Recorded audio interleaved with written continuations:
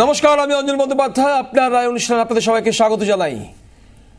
TET কেলেঙ্কারির পর্দা ফাঁস আপনাদের চ্যানেল 24 ঘন্টায়। গত শনিবার যখন আমরা প্রথম এই পর্দাটা ফাঁস করলাম, তারপর থেকে রাজ্য জুড়ে তোলপাড়।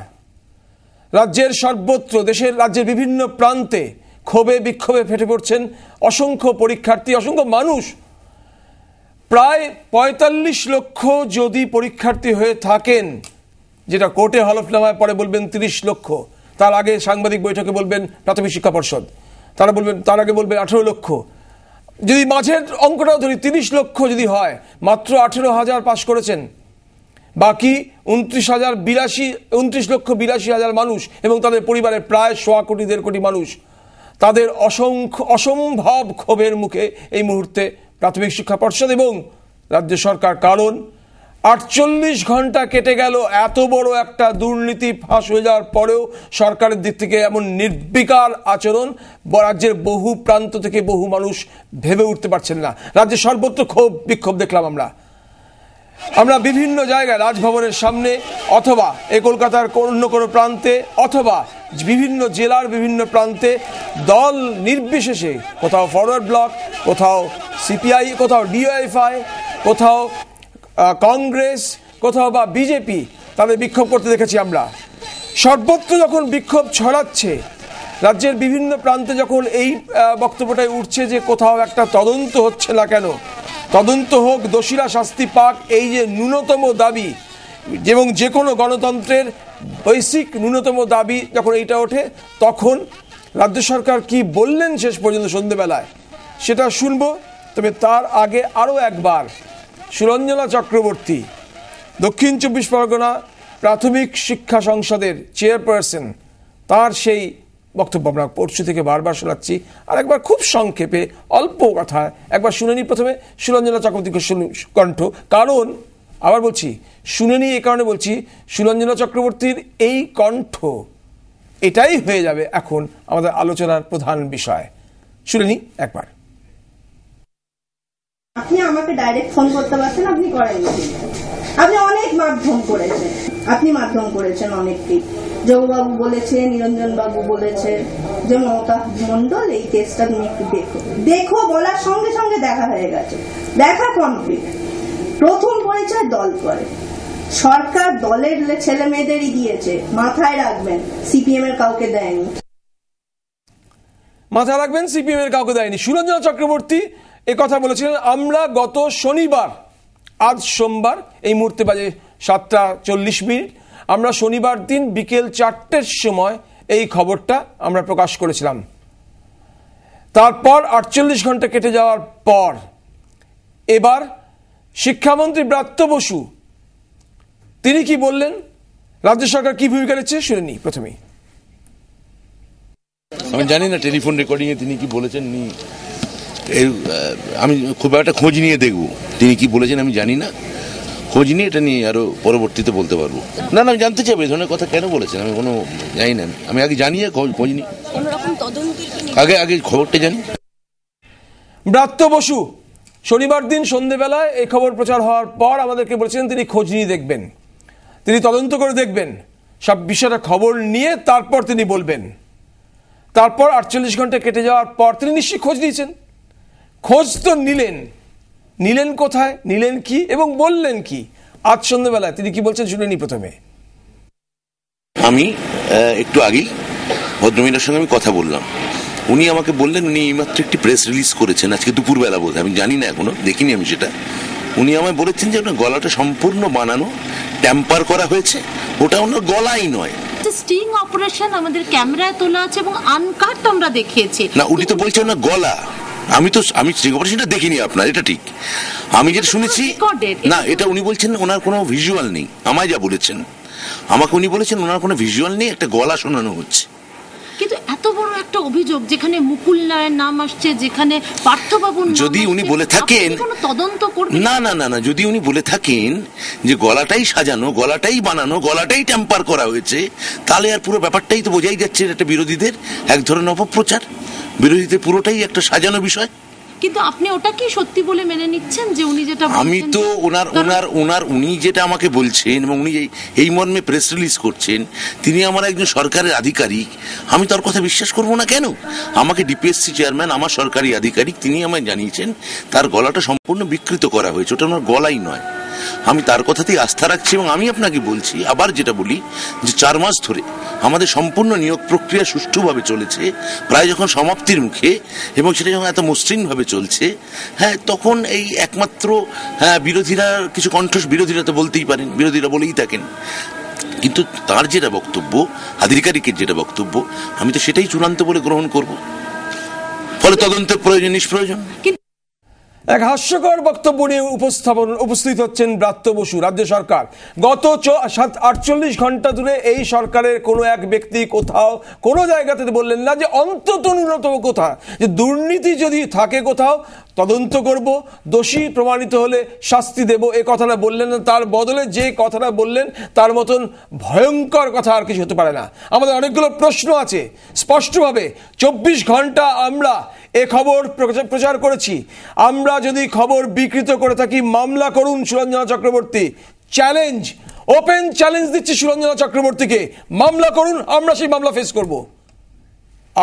আরো অনেকগুলো প্রশ্ন আছে, সেই প্রশ্নগুলো তো একের পর এক আসছি আমরা সবাই ছাড়বো না। সুরঞ্জনা চক্রবর্তী এবং ব্রাত্য বসু, আপনারা জেনে রাখুন, এত সহজে এত লক্ষ লক্ষ কোটি কোটি মানুষের যা আপনার আশা স্বপ্ন নিয়ে আপনারা ছিনিমিনি খেলতে পারবেন না।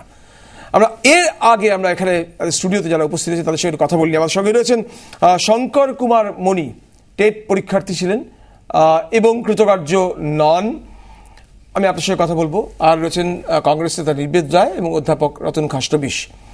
আপনাদের সঙ্গে কথা বলবার আগে আমি একটু আপনাকে শঙ্কর জিজ্ঞাসা করি, এই যে আপনি পরীক্ষা দিয়েছিলেন, আপনার বাড়ি? আমার বাড়ি হচ্ছে জয়নগরে। আপনার বাড়িতে কে কে আছেন? বাড়িতে আমি আছি, দাদা আছে, আমার একটা দিদি আছে, বিয়ে হয়ে গেছিল, এখন স্বামী মারা যাওয়ার পরে বাড়িতে আছে। দাদা কাজ করেন? দাদা একটা প্রাইভেটে কাজ করেন। বাবা নেই? বাবা এবং মা আমার দুজনেই মারা গেছে। তো আপনাদের সংসারে ন্যাচুরালি একটা নির্দিষ্ট ইনকামের দরকার এবং সেই জন্য আপনি পরীক্ষা দিচ্ছিলেন, তাই তো? আপনি আশা করেছিলেন, স্বপ্ন দেখেছিলেন। আপনি আগে বলুন যে যখন এই পরীক্ষাটা দিতে যাচ্ছেন তখন কোথাও মনে হয়েছিল যে এর মধ্যে কোথাও প্রতারণা থাকতে পারে, কোথাও এই ধরনের হতে পারে যে আসলে যারা যোগ্য প্রার্থী তারা হয়তো কোথাও চান্সই পাবেন না, এরকম কোথাও তৃণমূল ভবনে হতে পারে, এরকম ভেবেছিলেন কি? না, আমি এরকম কোনোদিন ভাবিনি, তবে মনের মধ্যে একটা স্ফুর্তি ভাবছিল যে আমি একটা চাকরি পাবো। তো যেহেতু আমি এমএ পাস ছেলে, তো ভেবেছিলাম আপনি এমএ পাস করেছেন? হ্যাঁ, এমএ পড়েছি। এর জন্য তো মিনিমাম কোয়ালিফিকেশন লাগে এইচএস পাস, নাকি? না, টেটের প্রাথমিকের জন্য হ্যাঁ মিনিমাম কোয়ালিফিকেশন এইচএস পাস লাগে। আপনি এমএ পাস করেছেন কি নিয়ে? আমি সংস্কৃত নিয়ে এমএ পাস করেছেন। আচ্ছা, তারপরে আমি যখন টেট পরীক্ষা দিতে যাই তখন আমার মনে হলো যে আমি পাস করবই। প্রশ্ন মোটামুটি যথারীতি সব অ্যাটেন্ড করেছিলাম, পাস করেই যাবো বলে। তো তারপরে যে কি হলো, এই যে ঘটনাটা আমি একদম বুঝতে পারছি না যে টেটে 1.7 পাস করালো কি, 0.07% পাস করালো কি করে, এটা কি হলো, এটা নিয়ে আমি জানতেই পারলাম না। এটাই আমার সবচেয়ে কল্পনা জগৎ যে আমি এত দিন ধরে পরিশ্রম করে রাত 12টা পর্যন্ত করে আমি পড়েছি যে এই টেটটা পাস করবো, যদি প্রাইমারি শিক্ষকের একটা যোগ্য পেতে পারি, যাতে আমার খুব গরিব, আমাদের মাটির বাড়ি, যাতে উন্নতি করতে পারি দিনে, এই চাকরিটা পেয়ে, প্রাথমিক শিক্ষক পেয়ে। তো তাতে করে আমি দেখলাম যে আমি পেলাম না। টেট পাস কিভাবে কারা করলো এবং কি করে হলো সেটা জানতেই পারলাম। আশেপাশে চেনা জানা আমার আশেপাশে চেনা জানা কেউ পাস করেনি। তার মধ্যে মনে হচ্ছে যে এ অন্তত পাস করা উচিত ছিল, ও এরকম একটা তো মনে ছিল যে একটা ভালো ছেলে পাস করবে, তবু কেউ পাস করেনি। আপনার চেনা জানার মধ্যে আমার চেনা জানার মধ্যে কেউ পাস করেনি। আপনি জানেন যে যখন যেদিনকে রেজাল্টটা বেরোয় সেদিনকে প্রাথমিক শিক্ষা পর্ষদের তরফ থেকে এটা বলা ছিল যে যোগ্য প্রার্থী পাওয়া যায়নি, সেই জন্যই মাত্র 1.07% প্রার্থীকে পরীক্ষার্থী যারা নিযুক্ত হচ্ছেন তারা কোয়ালিফাই করেছেন। তখন মনে হয়েছিল যে না, বাকিরা তাহলে যোগ্যতার কারণেই পেল না। হ্যাঁ, আমি ভেবেছিলাম যে এটা একটা বিরাট একটা চক্রান্ত, ভেবেছি যে পাইনি ঠিকই, কিন্তু এটা বিরাট একটা চক্রান্ত আছে। এটা কারা করলো, কিভাবে করলো সেটা তো বুঝতে পারছিলাম না। তারপর যখন এখন দেখলেন এই 24 ঘন্টা, এখন দেখে আমি মনে হচ্ছে যে এটাই হয়েছে। এবং এখন যখন ব্রাত্য বসু বলছেন যে সুরঞ্জনা চক্রবর্তী বলছেন তার গলাটাকে বিকৃত করা হয়েছে, তখন কি মনে হচ্ছে? মনে হচ্ছে না, এটা মিথ্যে কথা। আমার মনে হয় ব্রাত্য বসু বাবু মিথ্যা কথাই বলছে। আমি আবার বলছি, ব্রাত্য বসু, সুরঞ্জনা চক্রবর্তী, আমি আরো একবার বলছি, আমরা ওই অসংখ্য কোটি কোটি মানুষের প্রতিভু হিসেবে বলছি, চ্যালেঞ্জ ছুড়ে দিয়ে বলছি, এই ধরনের প্রতারণামূলক মন্তব্য যেটা সুরঞ্জনা চক্রবর্তী করেছেন, যে প্রতারণার পরে যে প্রবঞ্চনা করছেন, এখন যে খেলাটা খেলছেন, 48 ঘন্টা পরে যে তার মাথার মধ্যে এলো যে তার গলাটাকে বিকৃত করাচ্ছে, এই খেলাটাও খেলবেন না, কারণ অসংখ্য মানুষ এটা কিন্তু দেখছেন আপনার দিকে। নিবেদবাবু কি বলবেন? না, প্রথম কথা বলতে হবে দুটো দিক। ব্যাপারটায় খুব যদি রিয়েলিস্টিক্যালি দেখা যায় ইমোশনকে বাদ দিয়ে, এটাও তুমি ঠিকই বলেছো যে 45 লক্ষ হোক 30 লক্ষ হোক তাদের উপর ডিপেন্ডেন্ট মানে গিয়ে দাঁড়াচ্ছে 1.5 কোটির কাছে মিনিমাম। এই 1.5 কোটি মানুষ তাকিয়ে আছেন এবং নির্দিষ্টভাবে এত বড় একটা দুর্নীতি, এটা তো ক্ষমার অযোগ্য দুর্নীতি, এতে একটা সরকার পড়ে যায়। এরপর যে ঘটনাটা আজকে ব্রাত্য বসু বললেন সেটা খুব ইন্টারেস্টিং।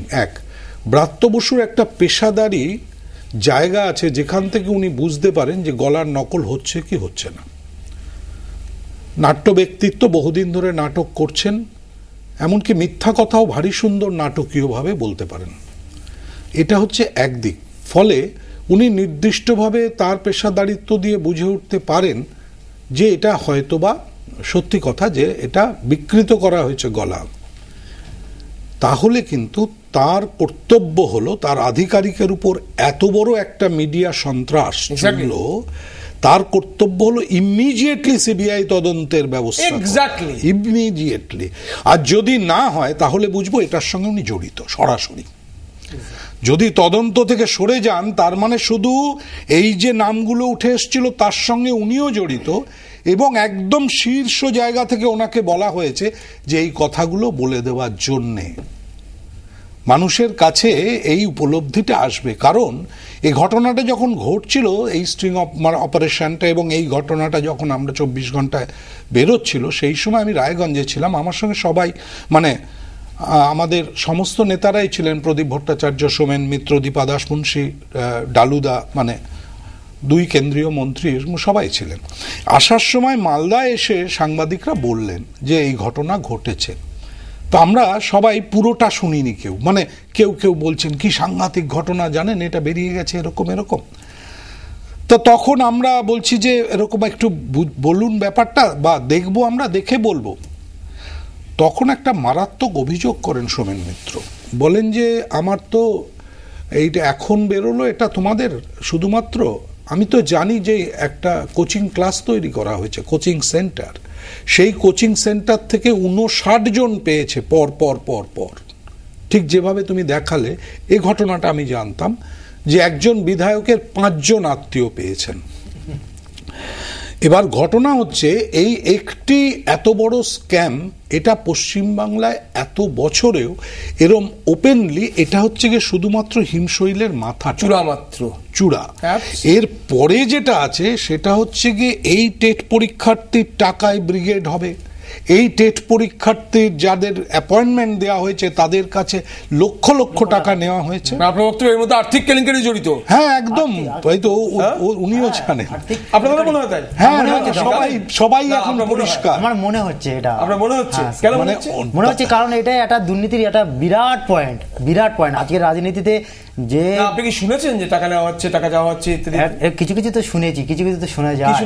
শুনেছি যে এইরকম প্রাইমারিতে তুই আমার টাকা দে, আমি কারোর নাম হয়তো বলবো না এই মুহূর্তে, কিন্তু আমাকে এরকম বলেছিল কেন টাকা দাও। আমি মুর্শিদাবাদ থেকে ঠিক এই ধরনের একটা বক্তব্য পেয়েছি। আমি আপনার মুর্শিদাবাদ থেকে আমরা ঠিক এই ধরনের একটা বক্তব্য পাচ্ছিলাম যে একজন অভিযোগ করছেন যে টাকা চাওয়া হয়েছে 4 লক্ষ টাকা। শুনিনি কি বলছেন? আমি নাম করতে চাই না, বিশেষ লোক চেয়েছিল। আমি বলেছিলাম যে টাকা পয়সা দিয়ে আমার গ্যারেন্টি কিসের, মানে আমি যে অ্যাপয়েন্টমেন্ট পাবো তার মানে গ্যারেন্টি কিসের? ওরা বললো যে হয়ে যাবে। আমি টাকা দিয়ে কোনো দিনই আমি ওই অ্যাপয়েন্টমেন্টের প্রক্রিয়া কোনো কালে যাইনি আমি। এটাই টাকা চেয়েছিল 4 লাখ। ইন্টারভিউ আগে না পরে? ইন্টারভিউয়ের আগে বলেছিল ওরা। আপনার যখন চাইলো, আপনি যখন টাকা দিতে পারলেন না, তখন কি বললেন? তখন বলে অ্যাপয়েন্টমেন্ট হওয়া কঠিন হবে একটু, তারা শাসক দলের সঙ্গে যুক্ত। তারা কি বলেছিল? আমি বলছিল যে টাকার খেলা হচ্ছে, আমাদের স্থানীয় একজন নেতা 21 লাখ টাকার কারবার চলেছে, এরকম প্রমাণ পেলাম। তিনি একজন মাস্টারমশাই প্রাইমারি।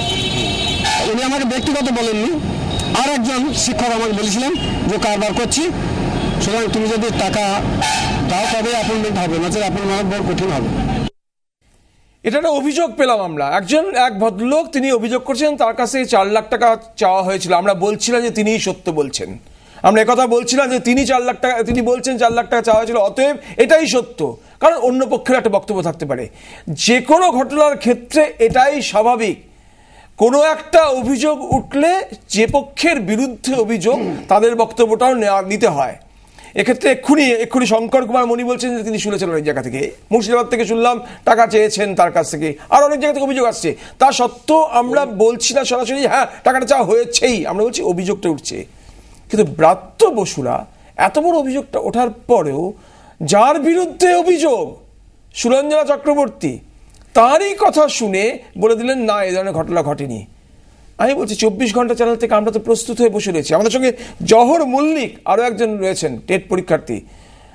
জহর, আপনাকে স্বাগত জানাই। জহর, আপনাকে বলুন যে আপনিও চান্স পাননি, টেট পরীক্ষা দিয়েছিলেন, আপনিও পাননি। এই পুরো ঘটনাটা দেখছেন, শুনছেন, তারপর সরকারের বক্তব্য জানছেন, প্রাথমিক প্রতিক্রিয়াটা কি হচ্ছে বলবেন? প্রাথমিক প্রতিক্রিয়া যেটা হচ্ছে আমার, সেটা আপনাকে একটু বলি। আমি 2005-06 পিটিটিআই করেছিলাম, তখন তৎকালীন সময়ের যে বিরোধী দলনেত্রী ছিলেন মমতা ব্যানার্জি, উনি আমাদেরকে বলেছিলেন যে আমি যদি কোনোদিন ক্ষমতায় আসি তাহলে 2 মিনিটে এই পিটিটিআই সমস্যাটা মিটিয়ে দেবো। আমরা এই পিটিটিআইরা মমতা ব্যানার্জিকে আজকের সরকারে যদি কেউ নিয়ে আসে তাহলে এই পিটিটিআইরা নিয়ে এসছে। আর আজকের 2.5 বছর কেটে গেছে, কেটে যাওয়ার পর তিনি টেট নিয়ে এই পিটিটিআই এবং পশ্চিম বাংলার 45 লক্ষ বেকার যুবক যুবতীকে তিনি প্রহসনে পরিণত করেছেন, অপমানিত করেছেন, প্রতারিত করেছেন। আপনি যেটা দেখাচ্ছেন যে বিশ্বজিৎ কুণ্ডুর বাড়ির 5 জন আত্মীয় পেয়েছে, আমার কাছে এমন অনেক কিছু রয়েছে যেগুলো আমি তুলে ধরতে পারি। তার মধ্যে একটা বলি, বর্ধমান জেলার পূর্বস্থলীর টিএমসির বিধায়ক তপন চ্যাটার্জির মেয়ে ইন্দিরা চ্যাটার্জি, শালির ছেলে পল্লব ঘোষাল, ভাগ্নি জলি ভট্টাচার্য, বীরভূমের টিএমসি জেলা সভাপতি অনুব্রত মণ্ডলের 2 ভাইপো, যার একজনের নাম হচ্ছে অতনু মণ্ডল। তারপরে বলি আপনাকে সুখেন বিদ, বাঁকুড়ার জেলা পরিষদের পূর্ত কর্মাধ্যক্ষ, এর স্ত্রী অর্চিতা বিদ, উনি পেয়েছেন চাকরি, যিনি টিএমসি গ্রাম পঞ্চায়েত প্রধান। উত্তর দিনাজপুরের কথা বলি আপনাকে, মৎস্য বিভাগের টিএমসির বিধায়ক অমল আচার্যের মেয়ে পূজা আচার্য, ভাইপো ইন্দ্রনীল আচার্য, আপ্তসহায়ক জিতেন প্রধানের বোন তানিয়া প্রধান, যাদের প্রত্যেকের ঠিকানা ইটাহার এবং পোস্ট থানা ইটাহার। এরপরে বলি, আমি আসবো জহর, আপনার কাছে আসবো, আমার ছোট্ট বিরতি আসবো আছে, ছোট্ট বিরতি।